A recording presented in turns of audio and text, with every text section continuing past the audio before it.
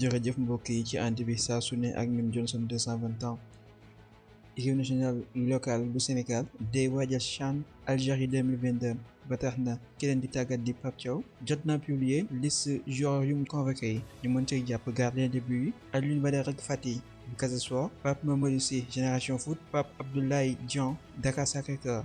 défenseurs yi mbokk yi jàpp leen El Hadji Moutarou Baldé bu Teungueth FC, Mamadou Sané bu Guédiawaye FC, Cheikh Tidiane Sidibé, Abdoulaye Diédhiou bu Casa Sport, Melo Ndiaye bu AS Jaraaf, Cheikh Oumar Ndiaye Génération Foot, Cheikh Ousmane Diouf Teungueth FC, Moussa Sogo mu nekk fële ci Amitié FC. milieu de terrain yi ñu mën see jàpp kii di Lamine Camara bu Génération Foot, Ousmane Marouf Kane AS Douane, Djibril Diarra Génération Foot, Serigne Mokhtar Kouyaté Teungueth FC, Libas Ngom Teungueth FC, Elimane Cissé Jambar FC, Moussa Ndiaye AS Jaraaf. attaquant yi bokk na ci Moussa Kanté Dakar Sacré-Cœur, Malick Mbaye Génération Foot, Pape Amadou Diallo Génération Foot, Cheikh Ibrahima Diouf, Raymond Djemendour Casa Sport.